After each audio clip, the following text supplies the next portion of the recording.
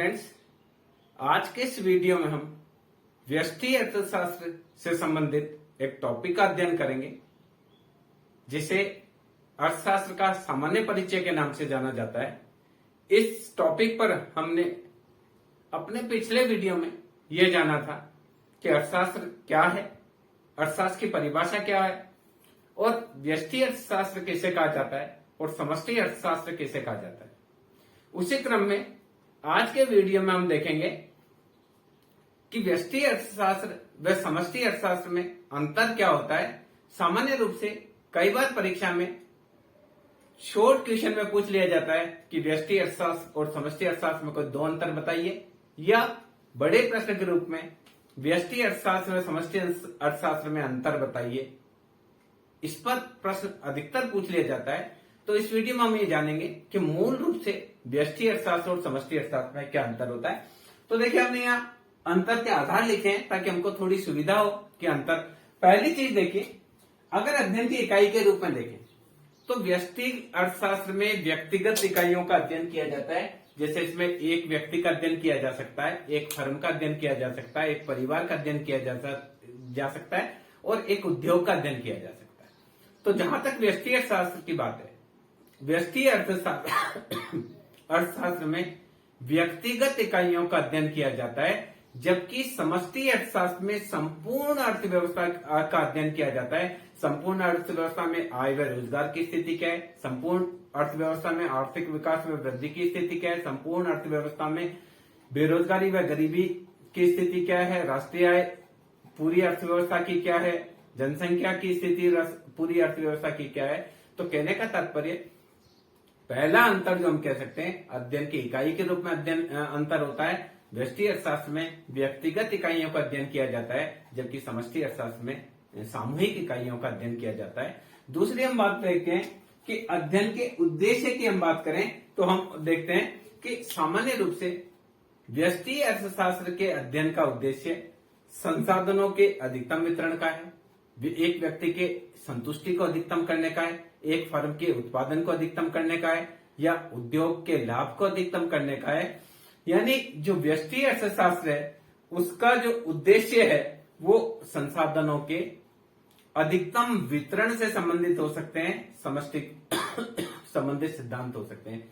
जबकि समष्टि अर्थशास्त्र है वो उत्पादकता के विस्तार से संबंधित होता है, देश में पूर्ण रोजगार प्राप्ति के लिए सिद्धांतों से संबंधित होता है। यानी हम ये कह सकते हैं कि व्यष्टि अर्थशास्त्र के अध्ययन के उद्देश्य संकुचित होते हैं, क्योंकि ये एक व्यक्ति से रिलेटेड होते हैं, एक परिवार से रिलेटेड होते हैं, एक उद्योग या एक फर्म से रिलेटेड होते हैं। जबकि समष्टि अर्थशास्त्र के उद्देश्य व्यापक होते हैं, क्योंकि ये पूरी अर्थव्यवस्था की आर्थिक समस्याओं से रिलेटेड होते हैं। तीसरी बात हम करते हैं, मान्यताओं के आधार पर भी व्यष्टि अर्थशास्त्र और समष्टि अर्थशास्त्र में अंतर होता है। सामान्य रूप से जब व्यष्टि अर्थशास्त्र का कोई सिद्धांत लिया जाता है तो उसमें मान्यता ये मानी जाती है कि अर्थव्यवस्था में पूर्ण रोजगार पाया जाता है, अर्थव्यवस्था में पूर्ण प्रतियोगिता पाई जाती है, अर्थव्यवस्था में आर्थिक क्रियाओं में सरकार का कोई हस्तक्षेप नहीं होता है, कीमत स्तर यंत्र स्वयं संचालित होता है, यानी अर्थव्यवस्था स्वयं स्फूर्त होती है, सरकार के बिना किसी हस्तक्षेप के भी अर्थव्यवस्था चल सकती है। तो जहां अब अगर मान्यता की बात करें, समष्टि अर्थशास्त्र की बात करें, तो समष्टि अर्थशास्त्र में मान्यता रहती है कि उत्पादन के साधनों का वर्तमान वितरण पहले से ही निर्धारित होता है। यानी जो व्यष्टि अर्थशास्त्र की मान्यता है, पूर्ण रोजगार पाया जाता है, पूर्ण प्रतियोगिता पाई जाती है, सरकार के द्वारा आर्थिक क्रिया में हस्तक्षेप नहीं किया जाता है, ऐसी मान्यताएं समष्टि अर्थशास्त्र में नहीं मानी जाती है। समष्टि अर्थशास्त्र में यह माना जाता है कि सरकार को आर्थिक क्रियाओं में हस्तक्षेप करना जरूरी होता है और उत्पादन के साधनों का जो वितरण है वो पहले से ही निर्धारित होता है। इस प्रकार की मान्यताएं इसमें मानी जाती है। अब आप बात करें विश्लेषण के उपकरण के रूप में हम देखें तो व्यष्टि अर्थशास्त्र एक कीमत विश्लेषण है। व्यष्टि अर्थशास्त्र और समष्टि अर्थशास्त्र में विश्लेषण के उपकरण के रूप में भी अंतर पाया जाता है। सामान्य रूप से व्यष्टि अर्थशास्त्र में कीमत को उपकरण के रूप में लिया जाता है। किसी भी वस्तु की कीमत का निर्धारण वस्तु की मांग एवं पूर्ति से होता है। तो एक व्यक्ति अपनी संतुष्टि को अधिकतम करने के लिए दी हुई कीमत में अपने साधनों को इस प्रकार से बांटता है कि उसकी संतुष्टि अधिकतम हो। इसी प्रकार से एक उद्योग के द्वारा दी हुई कीमत में अपने उत्पादन को अधिकतम करने का प्रयास किया जा सकता है, अपने लाभ को अधिकतम करने का प्रयास किया जाता है। इसी प्रकार से एक उद्योग के द्वारा दी हुई कीमत की स्थिति में अपने उत्पादन को, अपने बाजार शेयर को अधिकतम करने का प्रयास किया जा सकता है, अपने उत्पादन को अधिकतम करने का प्रयास किया जा सकता है और लाभ को अधिकतम करने का प्रयास किया जा सकता है। तो सामान्य रूप से व्यष्टि अर्थशास्त्र में एक कीमत को एक उपकरण के रूप में काम में लिया जाता है और सामान्य रूप से जो भी व्यष्टिगत संतुलन होता है उसको कीमत के आधार पर संतुलित करने का प्रयास किया जाता है, जबकि समष्टि अर्थशास्त्र में आय को संतुलन के उपकरण के रूप में लिया जाता है। समष्टि अर्थशास्त्र में राष्ट्रीय आय को आधार मानकर आर्थिक निर्णय लिए जाते हैं। सरकार के द्वारा जो आर्थिक नीति का निर्धारण किया जाता है उसमें भी राष्ट्रीय आय के संतुलन को महत्वपूर्ण माना जाता है। इसी प्रकार से देश में बेरोजगारी की समस्या है, गरीबी की समस्या है, आय की असमानता की समस्या है, जनसंख्या वृद्धि की समस्या है, अल्प विकास की समस्या है। अधिकतर समस्याओं के समाधान के लिए आय विश्लेषण को आधार मानकर संतुलन प्राप्त किया जाता है। आपने कीन्स का रोजगार का सिद्धांत देखा होगा, उसमें भी सामान्य रूप से आय विश्लेषण को आधार मानकर उत्पादन व रोजगार का निर्धारण किया जाता है। तो इस आधार पर हम देख सकते हैं कि विश्लेषण के आधार पर भी व्यष्टि अर्थशास्त्र व समष्टि अर्थशास्त्र में अंतर पाया जाता है। व्यष्टि अर्थशास्त्र में कीमत विश्लेषण को उपकरण के रूप में प्रयोग लिया जाता है, जबकि समष्टि अर्थशास्त्र में आय विश्लेषण को उपकरण के रूप में प्रयोग लिया जाता है। इसके अलावा दोनों अर्थशास्त्र में अंदर अध्ययन की स्थिति के में भी अंतर होता है। सामान्य रूप से व्यष्टि अर्थशास्त्र में व्यक्तिगत इकाइयों का अध्ययन तब किया जाता है जब वह संतुलन की स्थिति में हो। किसी वस्तु की कीमत का निर्धारण सामान्य रूप से उस स्थान पर होता है जब वस्तु की मांग एवं पूर्ति वक्र एक दूसरे को काटते हैं। इसी प्रकार से उत्पादन के साधन की कीमत का निर्धारण भी व्यष्टि अर्थशास्त्र में उस स्थान पर होता है जहां साधनों की मांग एवं पूर्ति वक्र एक दूसरे को इंटरसेक्ट करते हैं। तो कहने का तात्पर्य अध्ययन की स्थिति में व्यक्तिगत इकाइयों व्यष्टि अर्थशास्त्र में व्यक्तिगत इकाइयों के संतुलन का अध्ययन तब किया जाता है जब व्यक्तिगत इकाइयों का अध्ययन तब किया जाता है जब वह संतुलन की स्थिति में हो। सामान्य रूप से जितने भी व्यष्टि अर्थशास्त्र के सिद्धांत है वो सारे के सारे संतुलन की स्थिति को शो करते हैं। एक उद्योग का संतुलन भी सामान्य रूप से उस स्थान पर होता है जहां औद्योगिक वस्तुओं की मांग एवं पूर्ति संतुलन में होती है। एक फर्म का संतुलन भी उस स्थान पर होता है जिस स्थान पर एक फर्म के उत्पाद की मांग एवं पूर्ति संतुलन की स्थिति में होती है, क्योंकि वहीं पर फर्म के उत्पाद की कीमत का निर्धारण होता है। जहां तक समष्टि अर्थशास्त्र की बात है, यहां संतुलन की स्थिति होती है वो संपूर्ण अर्थव्यवस्था के संतुलन की होती है। समष्टि अर्थशास्त्र में किसी इकाई विशेष के संतुलन का अध्ययन नहीं किया जाता है। जहां व्यष्टि अर्थशास्त्र में एक व्यक्ति के आय के संतुलन का अध्ययन किया जा सकता है, पर समष्टि अर्थशास्त्र में अध्ययन करेंगे तो संपूर्ण राष्ट्रीय आय का अध्ययन किया जाता है। जहां व्यष्टि अर्थशास्त्र में हम एक फर्म के ग्रोथ रेट का अध्ययन कर सकते हैं, वहीं समष्टि अर्थशास्त्र में संपूर्ण अर्थव्यवस्था की वृद्धि दर, आर्थिक विकास की दर का अध्ययन किया जाता है। अगर व्यष्टि अर्थशास्त्र में हम एक व्यक्ति की बेरोजगारी की समस्या का समाधान किस प्रकार से कर सकते हैं, इसका अध्ययन कर सकते हैं, पर जहां समष्टि अर्थशास्त्र की बात होगी वहां संपूर्ण अर्थव्यवस्था के संतुलन की बात की जाएगी। वहां संपूर्ण अर्थव्यवस्था में बेरोजगारी की समस्या किस प्रकार से हल की जा सकती है, गरीबी की समस्या किस प्रकार से हल की जा सकती है, देश में आय की आर्थिक असमानता को किस प्रकार से दूर किया जा सकता है, व्यापार संतुलन में लगातार विपरीत स्थिति है उसको किस प्रकार से ठीक किया जा सकता है, भुगतान संतुलन को किस प्रकार से देश के लिए पक्ष में किया जा सकता है। इस प्रकार संपूर्ण अर्थव्यवस्था की स्थिति का एक साथ अध्ययन समष्टि अर्थशास्त्र में किया जा सकता है। अगर हम संतुलन के प्रकार के बारे में देखें तो व्यष्टि अर्थशास्त्र में सामान्य रूप से व्यक्तिगत संतुलन होता है जो कि आंशिक संतुलन होता है। इसमें व्यक्तिगत संतुलन प्राप्त करने के लिए अन्य सभी तत्वों को सामान्य रूप से स्थिर मानते हैं। जैसे किसी वस्तु की कीमत का निर्धारण किस प्रकार से होता है, तो हम बोलते हैं अन्य बातें समान रहने पर किसी वस्तु की कीमत में होने वाली वृद्धि के साथ वस्तु की मांगी जाने वाली मात्रा घटती है और कीमत में होने वाली कमी के साथ मांगी जाने वाली मात्रा बढ़ती है। तो कहने का तात्पर्य कि जब व्यष्टि अर्थशास्त्र के सिद्धांत है, चाहे वो मांग का सिद्धांत हो, चाहे वो पूर्ति का सिद्धांत हो, चाहे उपभोक्ता का नियम हो, चाहे समसीमांत उपयोगिता नियम हो, चाहे उपभोक्ता की बचत हो, जितने भी व्यक्तिगत अर्थशास्त्र के सिद्धांत है उसमें अन्य बातें समान रहने की एक सिटेरस पेरिबस मानी जाती है। जैसे अर्थव्यवस्था में पूर्ण रोजगार पाया जाता है, अर्थव्यवस्था में पूर्ण प्रतियोगिता पाई जाती है, सरकार के द्वारा आर्थिक क्रिया में हस्तक्षेप नहीं किया जाता है, जलवायु मौसम में कोई परिवर्तन नहीं होता है, अन्य वस्तुओं की कीमतें परिवर्तित नहीं होती है, स्थानापन्न में पूरक वस्तुओं की कीमतें परिवर्तित नहीं होती, व्यक्ति की फैशन, आय, रीति रिवाज, बहुत सारी चीजों को हम स्थिर मानकर कोई भी संतुलन का अध्ययन व्यक्तिगत अर्थशास्त्र में करते हैं।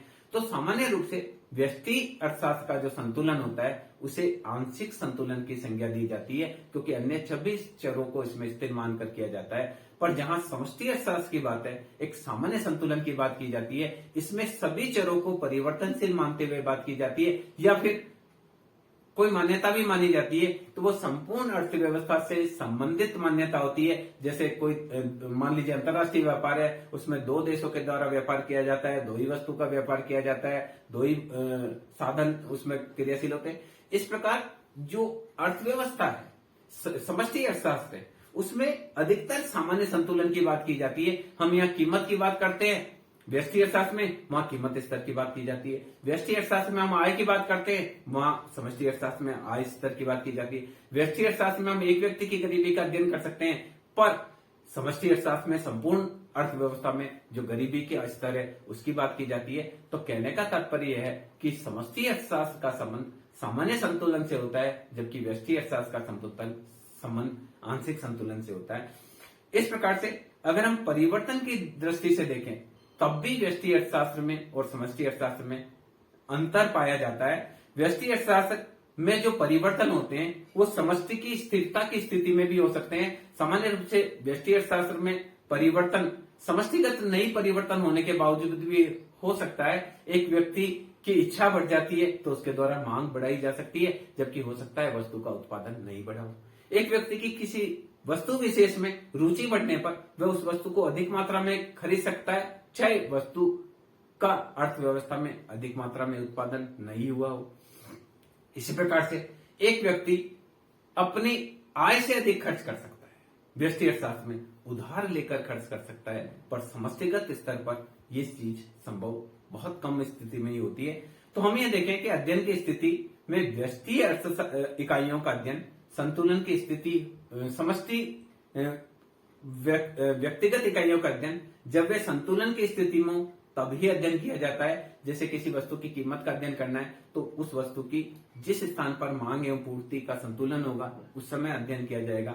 सामान्य रूप से कोई साधन की कीमत का अध्ययन करना है, मान लो ब्याज का अध्ययन करना है, जो पूंजी एक साधन है उत्पादन के रूप में, उसको क्या प्रतिफल दिया जाएगा इसका अध्ययन करना है, तो हम देखेंगे कि निवेश और बचत वक्र एक दूसरे को कहाँ काटते हैं, वहां ब्याज की दर का निर्धारण होगा। इसी प्रकार से अगर वास्तविक मजदूरी दर का निर्धारण करना है तो हम देखेंगे कि श्रमिकों की मांग और श्रमिकों की पूर्ति कहाँ बराबर है, कहाँ संतुलन में है, वहां मजदूरी दर का निर्धारण होगा। तो इस प्रकार से व्यष्टि अर्थशास्त्र में जो अध्ययन की स्थिति है वो व्यक्तिगत जो संतुलन होता है उसका अध्ययन करते हैं, जबकि समष्टि अर्थशास्त्र में सामान्य संतुलन का अध्ययन किया जाता है।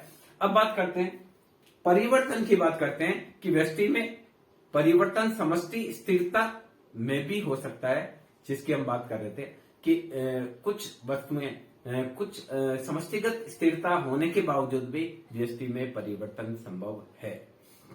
एक व्यक्ति की इनकम बढ़ सकती है जबकि ओवरऑल आय का स्तर नहीं बढ़ा हो, व्यक्ति अच्छा काम करता हो सकता है कंपनी ने उसको इंसेंटिव दे दिया हो, उसकी आय बढ़ सकती है।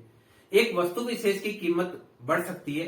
सामान्य रूप से हम देखते हैं कई बार हमारे यहाँ प्याज महंगा हो जाता है, जबकि कीमत स्तर में परिवर्तन नहीं होता है, वस्तु विशेष का उत्पादन कम होने से उस वस्तु की कीमत बढ़ सकती है। कई बार हमारे यहाँ तुअर दाल महंगी हो जाती है, क्योंकि अन्य दालों के तुलना में तुअर दाल का उत्पादन कम होता है या स्टॉकिस्ट ने स्टॉक बना के रख लिया होता है, तो वस्तु विशेष के संतुलन में समष्टिगत कोई कीमत स्तर में परिवर्तन नहीं हुआ, पर वस्तु विशेष की कीमत बढ़ सकती है। इसी प्रकार से समष्टिगत आय के स्तर में कोई परिवर्तन नहीं हुआ, पर व्यक्ति विशेष की आय बढ़ भी सकती है और व्यक्ति विशेष की आय घट भी सकती है। एक व्यक्ति ढंग से काम नहीं कर रहा है, परफॉर्मेंस बराबर नहीं दे रहा है, तो हो सकता है कंपनी के द्वारा उसकी आय को घटा दिया जाए। तो इसका मतलब क्या है कि व्यष्टि में जो परिवर्तन है वो समष्टि की स्थिरता की स्थिति में भी व्यष्टिगत परिवर्तन हो सकता है, पर समष्टि की स्थिरता में व्यष्टि में होने वाले परिवर्तन का समष्टि की स्थिरता में कोई फर्क नहीं पड़ता है। एक व्यक्ति को बहुत अच्छा पैकेज मिल जाता है, 1 करोड़ का पैकेज मिल जाता है,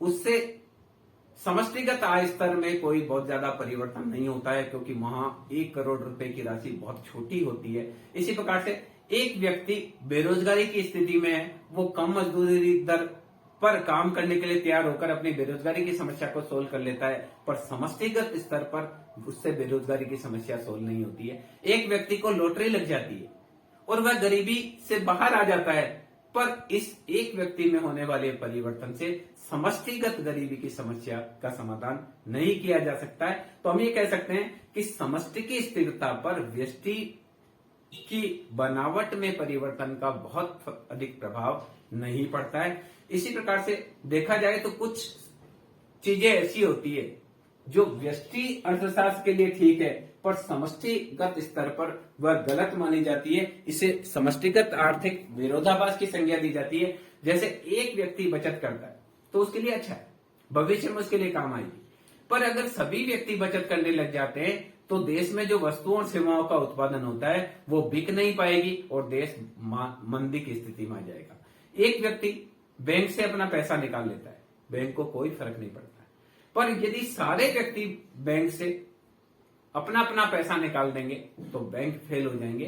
तो कई बार क्या होता है, जो चीज व्यक्तिगत स्तर पर सही होती है वो समष्टिगत स्तर पर गलत हो सकती है, जो समष्टिगत स्तर पर सही होती है वो व्यक्तिगत स्तर पर गलत हो सकती है। एक व्यक्ति चोरी करके, डकैती करके, स्मगलिंग करके, पिक पॉकेटिंग करके अपने घर का खर्चा चला सकता है, पर अगर अर्थव्यवस्था में सभी व्यक्ति एक दूसरे की जेब काटने लगेंगे तो देश का कुल उत्पादन नहीं बढ़ेगा, राष्ट्रीय आय नहीं बढ़ेगी। हर व्यक्ति चोरी, स्मगलिंग, ब्लैक मार्केटिंग करेगा तो अर्थव्यवस्था में ग्रोथ नहीं आएगी। तो कुछ चीजें ऐसी होती है जो व्यक्तिगत स्तर पर सही होती है पर समष्टिगत स्तर पर गलत होती है। एक व्यक्ति जो बेरोजगार है वो कम मजदूरी पर काम करने के लिए तैयार हो जाता है और अपनी बेरोजगारी की समस्या का समाधान कर लेता है, पर हर व्यक्ति कम मजदूरी दर पर काम करने के लिए तैयार हो जाएगा तो अर्थव्यवस्था में, पूरी अर्थव्यवस्था में बेरोजगारी की समस्या वैसी की वैसी ही रहने वाली है, क्योंकि कुल मजदूरी दर ही गिर जाएगी और उस पर मजदूरों की मांग भी कम, मांग और पूर्ति का स्तर वही रहना है। तो कुछ चीजें ऐसी होती है जो व्यष्टि स्तर पर सही होती है पर समष्टि स्तर पर गलत होती है। कुछ चीजें समष्टि स्तर पर सही होती है पर व्यष्टि स्तर पर गलत सिद्ध हो जाती है। अगर मान लीजिए सरकार ये कहे कि हर व्यक्ति को इनकम का 50% कर देना चाहिए, समष्टिगत स्तर पर बहुत अच्छा है, सरकार की बहुत इनकम बढ़ेगी, सरकार उससे रोजगार कर सकती है, विकास के कार्य कर सकती है, पर संभव है कि 50% कर दे तो व्यष्टि स्तर पर कई लोगों की आय इतनी कम होती है कि वो उनका जिंदा रहना ही मुश्किल हो जाए 50% कर दे तो कहने का तात्पर्य है कि कुछ चीजें ऐसी है, ये समष्टिगत विरोधाभास इसको कह सकते हैं, कुछ चीजें ऐसी है जो व्यष्टिगत स्तर पर सही होती है पर उनको समष्टिगत स्तर पर सही नहीं माना जा सकता। अगर हम अध्ययन की जटिलता और सरलता की बात करें तो व्यष्टि अर्थशास्त्र का अध्ययन सरल है, क्योंकि इसमें एक व्यक्ति का हमको अध्ययन करना है, बहुत आसान है। हमको एक फर्म का अध्ययन करना है, उसमें ज्यादा दिक्कत नहीं है। हमको एक परिवार का अध्ययन करना है तो बहुत ज्यादा कैलकुलेशन की जरूरत नहीं है। एक उद्योग का अध्ययन करना है, वो भी सामान्य रूप से जब शोध पत्र किया जाता है या पीएचडी की जाती है तो एक फर्म का अध्ययन भी, एक उद्योग का अध्ययन भी कई लोगों के द्वारा किया जाता है। पर समष्टिगत अध्ययन पूरी अर्थव्यवस्था का अध्ययन होता है, जहां एक व्यष्टि अर्थशास्त्र में एक वस्तु की कीमत का अध्ययन होता है, समष्टि अर्थशास्त्र में पूरे कीमत स्तर का अध्ययन होता है। व्यष्टि अर्थशास्त्र में एक व्यक्ति की आय का हम अध्ययन कर सकते हैं, पर समष्टि अर्थशास्त्र में पूरे आय स्तर का अध्ययन होता है। तो समष्टिगत अध्ययन करना, उसके लिए हमको बहुत समय चाहिए, बहुत सारा डाटा कलेक्शन होता है, तो बहुत टाइम चाहिए, बहुत श्रम करना पड़ता है और बहुत पैसा खर्च करना पड़ता है और हमको बहुत अच्छी नॉलेज होनी चाहिए, हमको कैलकुलेशन बहुत अच्छी आनी चाहिए, हमको एवरेज का बहुत अच्छा ज्ञान होना चाहिए, हमको स्टेटिस्टिक्स की अच्छी नॉलेज होनी चाहिए, तब हम समष्टिगत अध्ययन कर सकते हैं। जबकि व्यष्टि अर्थशास्त्र का अध्ययन सरल है। इस आधार पर हम कह सकते हैं कि व्यष्टि अर्थशास्त्र का अध्ययन सरल है, जबकि समष्टि अर्थशास्त्र का अध्ययन जटिल है, क्योंकि समष्टिगत अध्ययन करने के लिए हमको बहुत अधिक समंक एकत्रित करने पड़ते हैं। वो उसके लिए बहुत समय लगता है, बहुत श्रम लगता है, बहुत पैसा भी खर्च होता है, बहुत कैलकुलेशन भी करनी होती है। तो सामान्य व्यक्ति के बस की बात नहीं है कि समष्टिगत अध्ययन करे जाए। इसके अलावा देखिए, हम देखते हैं कि अगर विश्लेषण के रूप में देखा जाए, जैसा कि हम पहले से भी चर्चा कर चुके हैं, व्यष्टि अर्थशास्त्र को हम कीमत विश्लेषण के रूप में भी जानते हैं। आप व्यष्टि अर्थशास्त्र का दूसरा नाम पूछेंगे तो वो होगा कीमत विश्लेषण। पर अगर हम समष्टि अर्थशास्त्र की बात करते हैं तो उसको आय का विश्लेषण कहा जाता है, योग का विश्लेषण कहा जाता है, समूह का विश्लेषण कहा जाता है, राष्ट्रीय आय का विश्लेषण के नाम से भी जाना जाता है। तो कहने का तात्पर्य, समष्टि अर्थशास्त्र का विश्लेषण को हम आय विश्लेषण कह सकते हैं, जबकि व्यष्टि अर्थशास्त्र विश्लेषण को हम कीमत विश्लेषण कह सकते हैं। अगर महत्व की बात करें तो वर्तमान में देखिए, कोई भी आर्थिक समस्या का समाधान करना तो हम समष्टि अर्थशास्त्र की तरफ ही जाते हैं।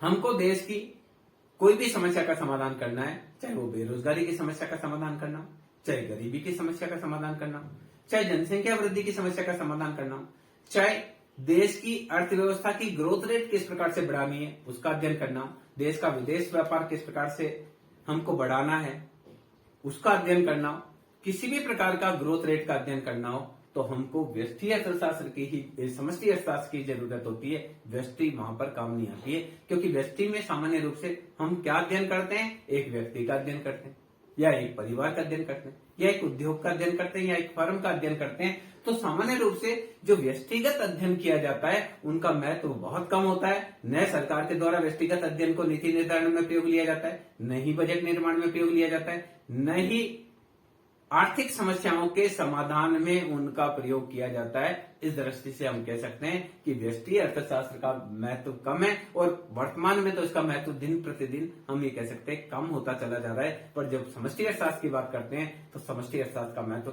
दिन प्रतिदिन बढ़ता चला जा रहा है। सरकार को बजट बनाना हो तो समष्टि अर्थशास्त्र काम आती है, सरकार को आर्थिक नीति का निर्धारण करना हो तो समष्टि अर्थशास्त्र काम आती है, सरकार को विदेश नीति का निर्धारण करना हो तो समष्टि अर्थशास्त्र काम आती है, सरकार को अपनी चुनाव में आने वाली इमेज का अध्ययन कराना हो तो भी समष्टि अर्थशास्त्र काम आती है। कहने का तात्पर्य यह है कि वर्तमान में व्यष्टि अर्थशास्त्र का महत्व कम हो गया है और समष्टि अर्थशास्त्र का महत्व दिन प्रतिदिन बढ़ा जा रहा है।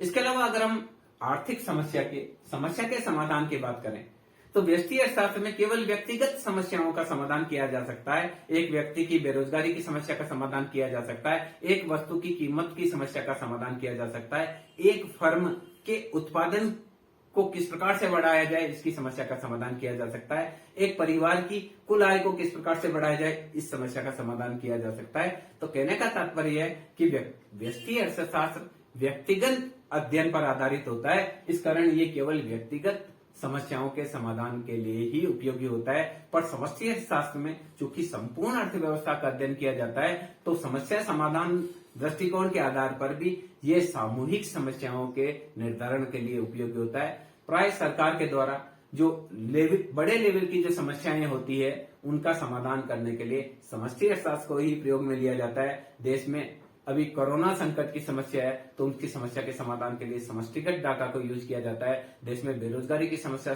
के समाधान के लिए भी समष्टि अर्थशास्त्र को उपयोग में लिया जाता है। देश में आय की असमानता है, गरीबी है, जनसंख्या वृद्धि की समस्या है, प्रादेशिक असमानता की समस्या है, निम्न ग्रोथ रेट की समस्या है, कई प्रकार की समस्या है, आर्थिक वृद्धि को बढ़ाने किस प्रकार से बढ़ाया जाए ये समस्या है। इन सभी समस्याओं के समाधान के लिए समष्टि अर्थशास्त्र का प्रयोग में लिया जाता है। तो हम ये कह सकते हैं कि व्यष्टि अर्थशास्त्र केवल व्यक्तिगत समस्याओं के समाधान के लिए ही उपयोगी होता है, जबकि समष्टि अर्थशास्त्र सामूहिक समस्याओं के समाधान के लिए उपयोगी होने के कारण व्यवहार में समष्टि अर्थशास्त्र का प्रयोग बहुत अधिक किया जाता है। अगर हम ये देखें कि व्यष्टि अर्थशास्त्र में अगर हम अध्ययन की दृष्टि से देखें तो व्यष्टि अर्थशास्त्र एक सीमांत विश्लेषण कह सकते हैं, क्योंकि सीमांत क्या होता है, एक अतिरिक्त इकाई में होने वाले परिवर्तन की वजह से जो कुल में परिवर्तन होता है उसे सीमांत की संज्ञा दी जाती है। तो व्यष्टि अर्थशास्त्र एक सीमांत विश्लेषण है, क्योंकि इसमें सीमांत उपयोगिता क्या होती है, सीमांत लागत क्या है, सीमांत आगम क्या है, सीमांत उत्पादन क्या है, इन चीजों को, क्योंकि व्यक्तिगत अध्ययन ज्यादा होता है इसलिए इस विश्लेषण को हम सीमांत विश्लेषण भी कह सकते हैं। जबकि समष्टि अर्थशास्त्र में योग का अध्ययन होता है, टोटल का अध्ययन होता है, जैसे कुल उपयोगिता का अध्ययन होगा, कुल उत्पादन का अध्ययन होगा, कुल लागत का अध्ययन हो सकता है, तो समष्टि अर्थशास्त्र को हम कह सकते हैं कि कुल का विश्लेषण है। तो इस आधार पर हम कह सकते हैं कि व्यष्टि अर्थशास्त्र व समष्टि अर्थशास्त्र दोनों में ही पर्याप्त मात्रा में अंतर पाया जाता है, पर यह नहीं है कि दोनों अलग अलग है। कुछ मामलों में व्यष्टि अर्थशास्त्र समष्टि अर्थशास्त्र पर निर्भर करती है और समष्टि अर्थशास्त्र व्यष्टि अर्थशास्त्र पर निर्भर करता है। एक व्यक्ति बाजार में जाता है, मजदूरी करने के लिए जाता है, वो मजदूरी क्या लेगा तो वो ये देखेगा कि बाजार में मजदूरी दर क्या है। एक व्यक्ति काम करना चाहता है, उसको जो काम पर रखता है वो उसको इनकम देना चाहता है, तो वो देखेगा कि इस काम के लिए सामान्य रूप से अर्थव्यवस्था में क्या इनकम दी जा रही है, उस हिसाब से वो काम रहेगा। तो व्यक्तिगत जो समस्या है उसके समाधान के लिए समष्टि अर्थशास्त्र प्रयोग में आती है। एक व्यक्ति अपनी मजदूरी क्या लेगा वो ये देखता है कि बाजार में मजदूरी दर क्या है। एक टमाटर बेचने वाला अपने खेत के टमाटर लेकर आया है, बाजार में वो टमाटर बेचना चाहता है, तो कीमत क्या रखेगा, पहले वो ये देखेगा तो मंडी में बाकी सब लोग टमाटर कितनी रेट पर बेच रहे हैं, उसी रेट पर वो बेचना चाहेगा। तो कहने का तात्पर्य है कि व्यष्टि अर्थशास्त्र समष्टि अर्थशास्त्र पर निर्भर करता है। बहुत सारे निर्णय व्यष्टि अर्थशास्त्र के समष्टि अर्थशास्त्र पर होते हैं। अगर एक बहुत उत्पादन का कोई भी साधन बाजार में जाएगा और अपने प्रतिफल का निर्धारण करना चाहेगा तो वो समष्टिगत डाटा को देखकर ही निर्धारित करेगा। इसी प्रकार से समष्टि अर्थशास्त्र जो होता है वो सारी व्यक्तिगत इकाइयों का योग होता है। राष्ट्रीय आय, राष्ट्र में रहने वाले सभी व्यक्तियों की आय का योग राष्ट्रीय आय।